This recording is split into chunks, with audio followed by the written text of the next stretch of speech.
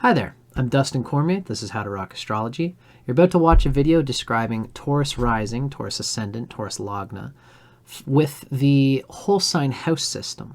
It's the traditional house system used in Vedic as well as Hellenistic astrology. We're going to hear it from Light on Life, an introduction to the astrology of India by Robert Svoboda and Hart Defau. I hope you enjoy it. Leave me a comment or ask a question if you feel like it. And check out dustincormier.com for more stuff coming from me. Now, I hope you enjoy the video. Now, for those watching, ladies and gentlemen, I am Dustin Cormier. Now, I've recently pulled together a new website, dustincormier.com. If you hit dustincormier.com/subscribe, you'll be able to join my email list. And of course, there will be a point where these email lists will be useful for everybody, because through these I'll be talking about new video series as well, most importantly, discussing the new books that I have coming out, because I've been writing a whole bunch of books and they're all coming out soon. So make sure to subscribe there in order to get everything that you need to be up to date. And as well, of course, I am very happy to be doing these videos. Next up, this is one of my favorite parts of the reading. We're now going to dig into Light on Life, an introduction to the astrology of India by Robert Svoboda and Hart Defau. This book is considered to be, the practitioners use sidereal astrology, but their insights come from the deep roots of how Vedic astrology has always been known and understood. If you know Dr. Svoboda, he's an incredible writer. He's also the guy who did this book, this amazing book, the Agori series. This one's called Kundalini, Agori 2.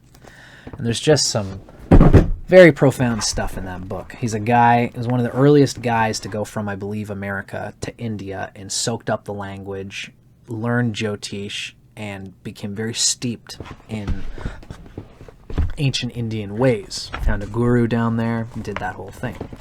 So he's half of the writer of this. The other half is Hart Defau, who is himself a pretty well-renowned astrological guru, a jyotish guru. And these guys, when they write this stuff, sometimes they write things that they're pretty much always pretty good. Sometimes I hear it and I find it's interesting and I roll it around in my tongue. I like to give these different sources of information, and they don't always necessarily, it's not that they don't agree, but sometimes we have to roll it around on our tongue to see where the perspective is coming from. But these guys are generally pretty good. Let's give it a go. This is from Light on Life.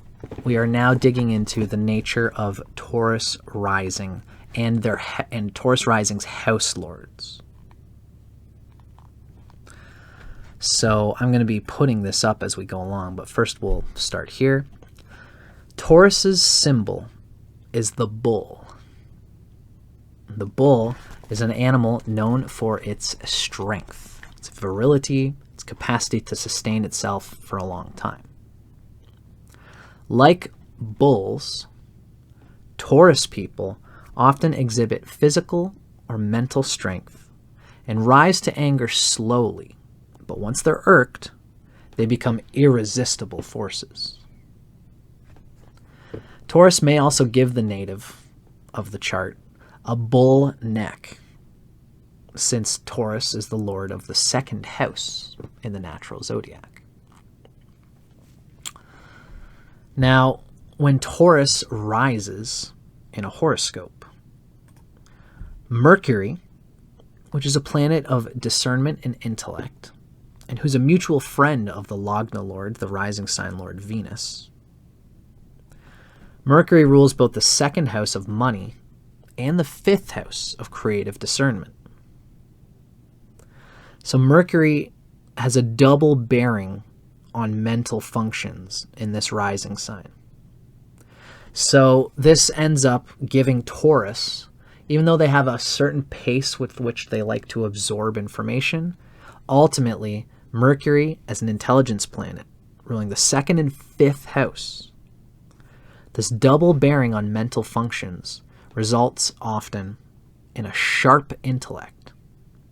And this tends to make Taurus good writers, since both Mercury and the 5th house indicates writing. And this often makes Taurus use their minds to acquire money, since both Mercury and the 2nd house rule commerce. So it's not uncommon for Taurus to be a writer who uses that writing, their skills, to develop some kind of entrepreneurial venture with money. Hi there! If you've been enjoying this video, be sure to like and subscribe to my channel, How to Rock Astrology. Also, I'll be producing my own original brand of literature pretty soon, including a book entitled An Introduction to Tropical Vedic Astrology. To stay up to date with everything I got going on, you can join my email list by going to dustincormier.com/subscribe or going to the link in the description box. If you do so, you'll be able to download a copy of my free ebook entitled Thread, a cosmic short story. Thanks for watching, folks. Now enjoy the rest of the video. So we're talking about Mercury as the planet of the discernment and intellect, who's a friend to Venus, rules the 2nd house and the 5th house. And this gives them the ability to have a sharp intellect, good writers, and they use their minds to acquire money. Now this tendency in Taurus is reinforced by the fact that Taurus's ruler, Venus, is a materialistic and rajasic graha planet. And furthermore, Venus, which rules this chart of Taurus, is exalted in the 11th house of gain. And the 11th house is one of the significators for gain.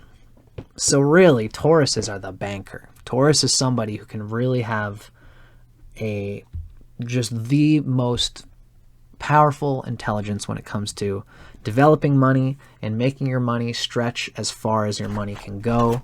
They have this abundant goddess-like quality to them, which brings them sharp intelligence when it comes to how to use your money wisely and effectively, and in a way which will ultimately gain you great gains in the chart. Taurus really does best when it's thinking, because Venus, which rules Taurus rising, is exalted in Pisces, the 11th house.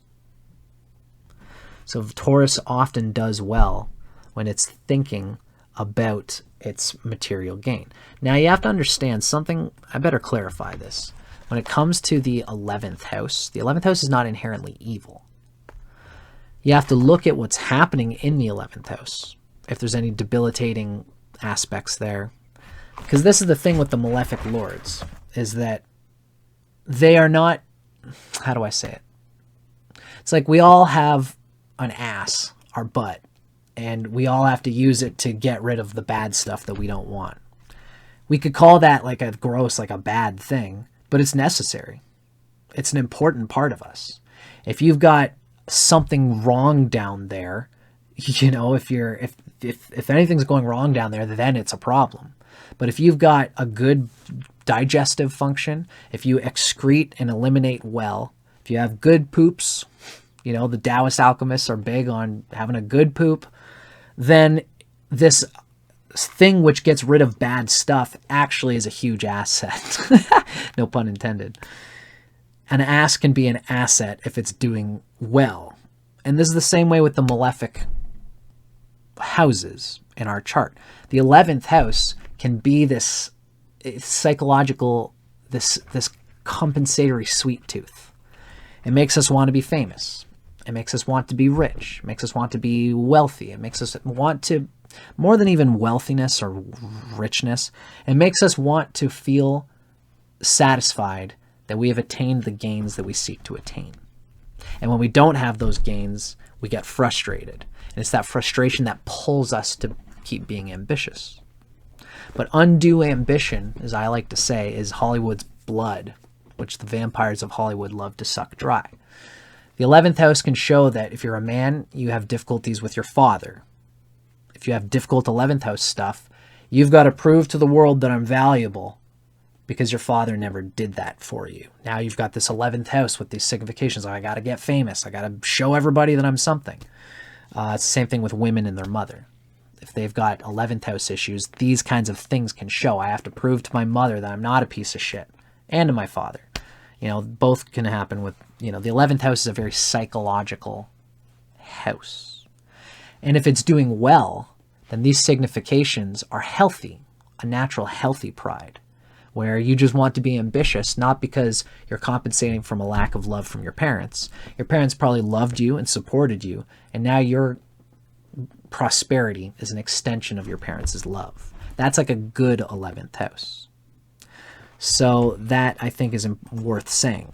So, you know, Taurus rising doesn't necessarily have anything intrinsic. There's nothing intrinsically wrong or evil with the fact that Taurus rising, as this materialistic minded person, being an earth sign, has its lord exalted in the 11th house. That just means when Taurus thinks about Pisces, it gives up, it lets go of ego and just says, what are my skills? What am I good at? What's going to make me happiest?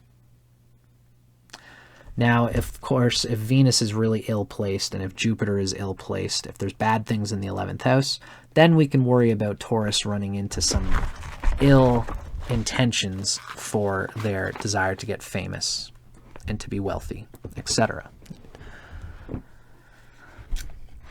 Now, let's move on here. Saturn rules the 9th and 10th houses. So Saturn ruling the 9th and 10th houses of Capricorn and Aquarius. This promotes the pursuits of knowledge and of career, particularly since Saturn is friendly to Venus. And they tend to want their education and their career to kind of stand the test of time. Saturn is Taurus's best planet. It's a make or break planet. It's a natural yoga karaka. It rules an angle and a trine. And it's really only, well, Saturn can do it. There's only a few planets that are allowed to rule an angle and a trine at the same time. So Saturn is a natural yoga karaka already. It combines the luck of the 9th house with the opportunity of the 10th house.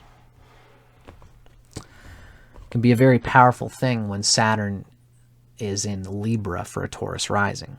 It's in the 6th house, which is not its favorite spot, but it'll work very hard to find a dharma, a role that through the 9th house that gives it career progression through the 10th house. So Saturn's very important to Taurus. Now, the natives of the Taurus rising sign, they rarely have many children, since Virgo, which is the 5th house for Taurus rising, is a rather barren constellation. So that would depend on Jupiter. Oftentimes Taurus rising, if they have a desire to have children, it's because they want to live vicariously through their children.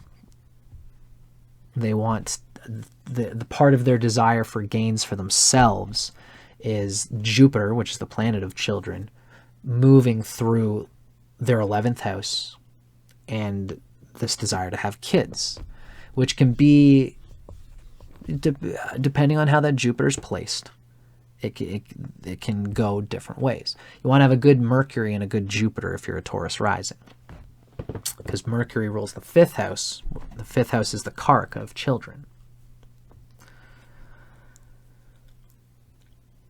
Now, the fact that, I should say that right. I gotta get my language right here.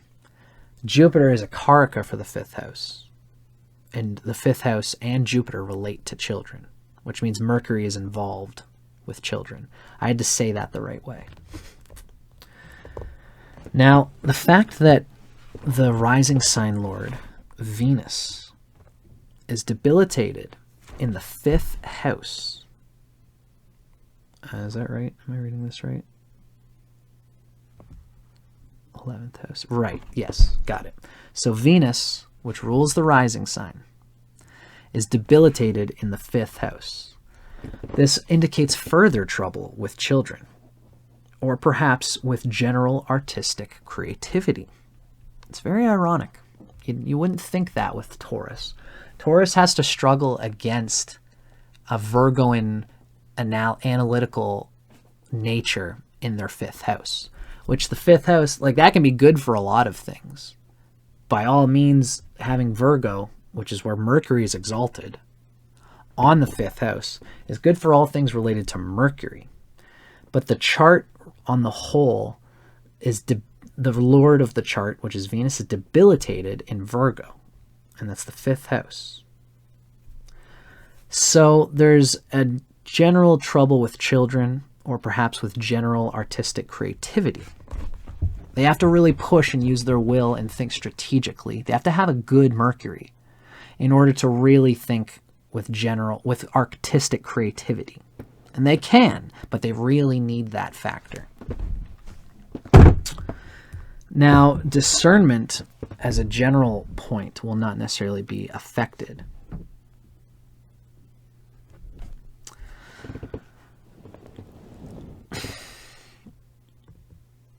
Yeah, discernment will not be affected here because fifth lord Mercury is exalted in the fifth house.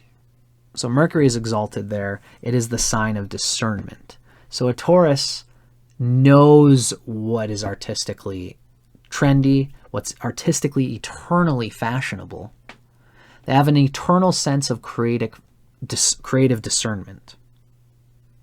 You know, that's really what I'll say about Taurus here, with the Lord of Venus being debilitated in the fifth house of Virgo. But Venus is exalted. The fifth Lord is exalted in its own fifth house. That means the creative capacity there through Mercury, it has an eternal sense. It has good sense. It has good taste. It has an... Oh, thank you, by Capricorn. I appreciate you very much. It looks like you gave me a little tip there, and I appreciate you very dearly for it. Mercury has this eternal taste for a Taurus rising, the eternal sense of what works. You know, they're a receiver, Taurus rising, when it comes to creativity. They can be a snob. You know, somebody who drinks the wine and says, yes, you know, I believe this must have come from the soil of the Niagara Peninsula. It's a young wine. You know, they can, like, they taste it on their tongue. Like, they're those types of people who can, well, not necessarily, but I'm just playing into a character. I'm sorry. I'm Leo rising. Sorry if I'm square to you guys being Taurus and that it insults you. I'm just being fun here. But, you know, Taurus rising in this way can have a rich sense of taste. But having a rich sense of taste with regards to what's been created doesn't necessarily translate into creativity. If you got Venus in Pisces, you're just going to create things, and you're going to, you know, you're probably a creative person who just goes for it and creates stuff because you want to create it. And you might not necessarily be applying it to a discerning sense of how to create things well. Taurus can make a great artist, but the point here is that they're better at discerning good art than they are at, you know, their bread's not buttered on the side of creating good art. It's buttered on the side of discerning good art. But this can make them very good artists in their own right if there's other things in the chart to correlate with that. Hello, Rosie. Nice to see you.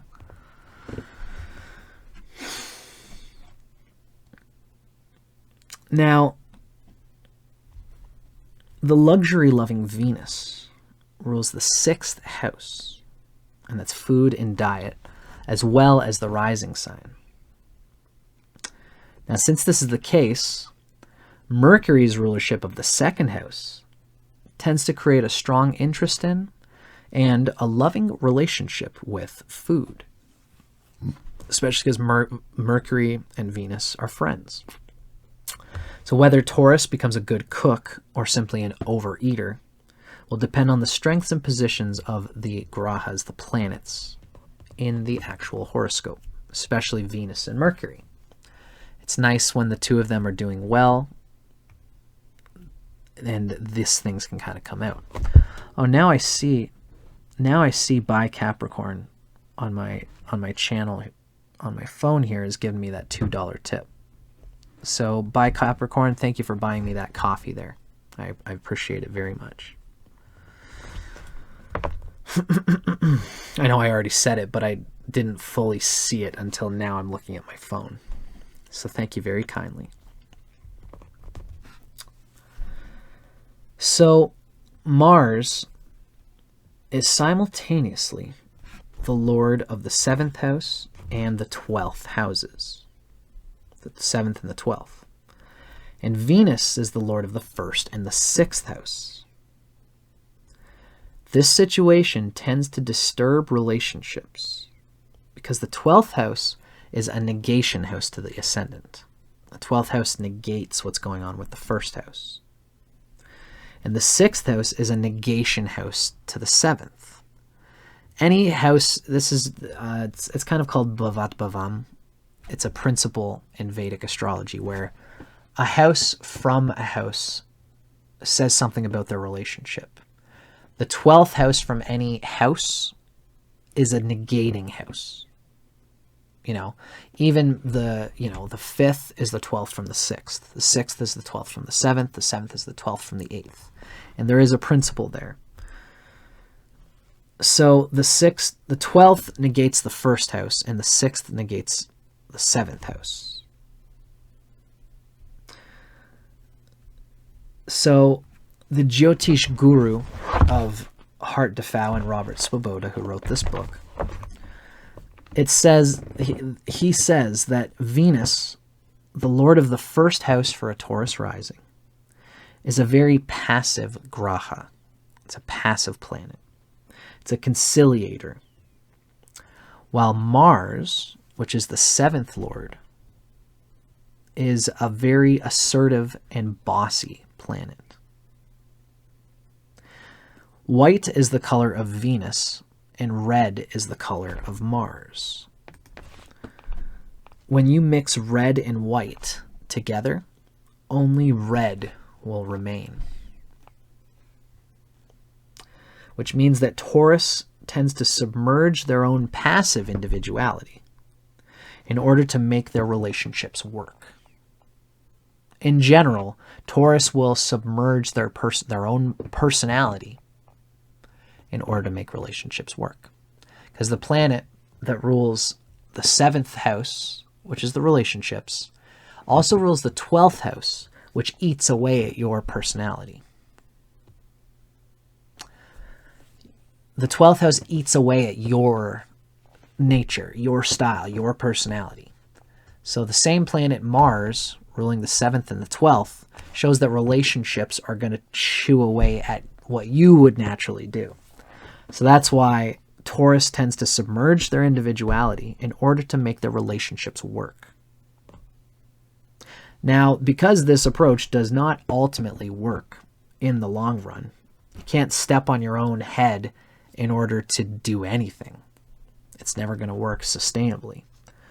So marriage for a Taurus native is often unsuccessful. Believe it or not, even though they have this desire for loyalty, for combining themselves together with somebody else. You know, it takes a Venus that's close to Pisces that can forgive all the pain of losing themselves to happily remain successfully in a relationship. It takes great sacrifice on the part of Taurus. And that sacrifice, we should note here, if you've got a strong Mars, then you're not going to step on your own head. You're not going to chew on your own foot in order to make this relationship work. You don't want to eat your own foot in order to stand firmly in a relationship, because eventually you're not going to be able to stand firmly, right? Especially if you and your partner together are taking your foot and just eating it and just being like, like, this is a nice snack,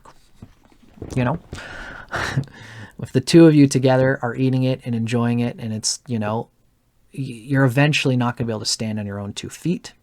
and you will fall. And as we all know, a relationship is not when you take an incomplete circle and an incomplete circle, you bring them together and make a whole circle.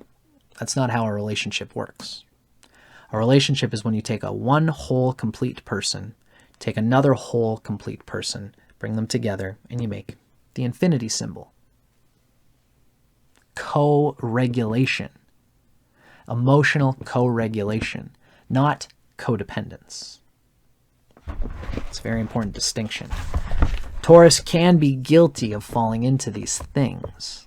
Yes, Rosie. Taurus can sacrifice themselves for their partner. But, you know, we have to be careful with our language here, because self-sacrifice can be one of the great glues that bring relationships together. You want it to be more of a ninth house self-sacrifice for everybody. The ninth house is the true house of marriage, because that's your dharma. You know, I often say, I have this metaphor, the ninth house is the true bonding of love.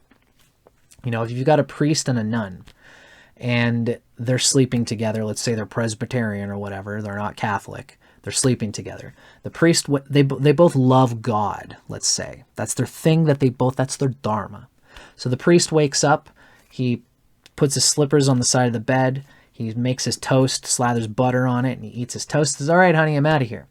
And when he walks out, he goes and delivers the message of God, which is what the nun, she's supporting that. She's living for that. So when she puts his sandals away, she's putting God's sandals away. She makes the bed, she's making God's bed. She cleans up the crumbs off the counter, she's cleaning up God's crumbs. Now, this isn't a man-woman dominance hierarchy thing. Let's say the man comes home, and he's sitting at home, and he says, hey, honey, how's it going? What you doing? She says, oh, hey, honey, I'm here. I'm writing some letters to the orphanage, just a few houses down. You know, those kids over there, they're at the orphanage. I'm telling them that Jesus loves them. I'm telling them that I love them. You know, it's something to do with my time. And so she's doing the work of God. So the priest says, oh my God, honey, that's so amazing. Can I do something? Can I rub your feet? Can I make you some tea? What can I do to make this easier for you and better for you? Now, he's not doing that because he wants to get a little bit later on. He's not doing it to get some lovey-kissy, some lovey-dovey. He's doing it because he's supporting God by supporting her. She's doing his dharma, his purpose. So that's why he would want to serve her. And that's the deeper reason to stay married. Two people can have personalities conflicting. But if they're living for the same dharma, it's worth it for them to go through those storms, to compromise. We get through a moment where you're doing this thing that I hate and I'm doing this thing that you hate and we're fighting even, you know. That's when Venus goes awry. If you get into a relationship for Venus reasons, but there's no Jupiter in it, the Venus is going to be great until you both find something that conflicts, and then the Venus won't make it last. Venus is a deep devotional planet that can make things last. But you need to have some deeper reason than just the enjoyment that comes from the relationship. Now, this is the point, is that Taurus isn't necessarily always going to have a bad marriage. It's really Saturn that's going to pull things together for Taurus, particularly because when they're in relationships, Taurus just has this way of this self-sacrifice. Taurus needs to sacrifice themselves for their own dharma. And if supporting their partner, if sacrificing themselves to support their dharma through their partner, that's like the nun cleaning up after the priest. That's self-sacrifice. That's a glue that brings things to a deeper connection. But if self-sacrifice means, you know, the two of them are dancing, and the guy who's the Taurus's partner, or the girl, whatever, let's say ladies are more refined, so this would happen to them. Guys are big blundering lummoxes. They're dancing, the Taurus rising lady is dancing, and the man steps on her foot. You know, a Taurus rising should say, honey, that's my foot. That's my foot there. Yep, that is my foot that you're standing on right now. Yep, if you could take that off, we'd dance a lot better. So stop stepping on my feet. You know, a Taurus needs to be able to say these things. But if your self-sacrifice means you're dancing and the guy steps on your foot and you're just like, la-di-da, you know, that's not really that big of a deal. I wanted to have a really good dance partner here, but it's okay that he's not, you know, I don't need to necessarily have that. I mean, this is part of the balance that Taurus rising needs to find. But ultimately, the self-sacrifice that you do for a partner, you have to remember that Taurus does well by having that healthy pride and dignity of knowing what makes Taurus feel comfortable. If you know what makes you feel comfortable and you're firm about upholding that, you're going to go a lot farther. So if you're in a relationship and in this relationship, your partner does not, you know, he only takes away from your self-comfort, or she only takes away from your self-comfort, that might be part of the sacrifice that you unconsciously do. That's part of the beauty of Taurus, is they have a loyalty there. But if you're loyal in this way to the point where you go for years neglecting something that you need in order to be comfortable, it's not going to last. So you need that 9th house to really grip the relationship, and you need to not be too self-sacrificing in your personality and in what makes you happy and comfortable in your relationship. So Taurus really has to remember that, and that's what our guys are saying here in this book. Now, because this approach does not work in the long run, that's why Taurus natives can have unsuccessful marriages, especially early on in their lives. This is something that they got to feel out.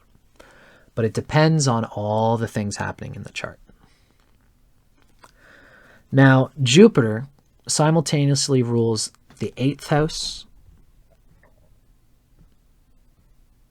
They can take advantage. If the partner isn't as loyal as you, they can take advantage of you.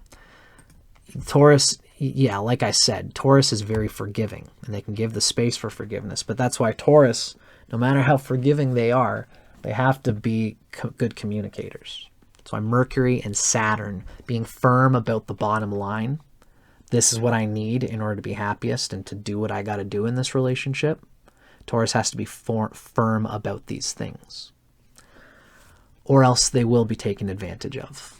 And the partner will just think, well, you never said no. You never mentioned that I was stepping on your toes. You never mentioned that you got pissed about me leaving the crumbs on the counter. You never mentioned it, so I just always assumed you were good. You know, so Taurus has to be firm about these things. So Jupiter rules the 8th house and the 11th house. The unstable 8th and the almost narcissistic 11th house. This implies that the one affects the other. This may indicate a general tendency to trouble through older siblings or friends, or to trouble them. So the language is a little weird there, but the unstable nature of the 8th house can affect the 11th house of Taurus. So they might find that older and younger brothers and sisters, but especially older siblings, is the 11th house. So older siblings for the Taurus rising, as well as certain aunts and uncles, older cousins in the family, the Taurus can be frustrating to them, and they can be frustrating to the Taurus. That's just some old Vedic house family connection stuff. Especially in old ancient India, you know, your family was such a huge part of your reality, which is nice. I don't know, maybe it's just me. You know, I find in today's time, there's less of an extreme emphasis of family, which can be good and bad. Probably more bad than good. But we have all these distractions of technology today. We don't read as much of that when we think about astrology. But in ancient days, your family was this thing that you operated with all the time. And your extended family was a huge part of the Indian reality. So they found that the 11th house relates to older siblings and some aunts and uncles. And I believe it's the 3rd house that relates to younger siblings typically. The 3rd house can also relate with neighbors and stuff like that. They're both air houses. So that has been Taurus rising according to Light on Life, an introduction to the astrology of India. One of my favorite books. There's always really great stuff in there. And like I said, they can be pretty hard about some things. You know, what they said about Tauruses having unsuccessful marriages.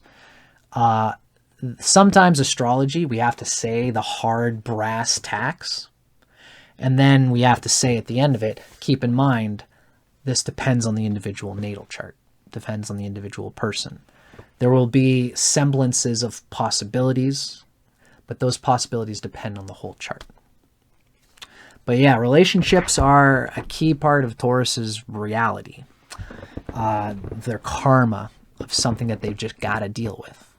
You know, when you think about it, the Taurus rising, you know, especially Taurus rising, when you think about it, we're going to talk about it now when we get into the sun. Every sign, every rising sign, whatever sign the sun rules, that house is going to be important for that rising sign. In this case, we have Leo ruling that fourth house. So, Leo ruling the fourth house. So that means that the fourth house, the private quarters of the life, the family, the roots of the person, the ancestry, these are all things that Taurus thinks about. You know, my family line, my last name, my daddy's name, my paternal lineage, and maternal lineage as well. Both, obviously. You know, for these to be insulted is a great pain to Taurus, because Taurus is trying to carry the ancestral name of their genetic material, of their family, of their ancestry, to high glory. So that's part of what Taurus is, because Leo, which is the ego of the spirit and soul, in a way, is ruling that fourth house.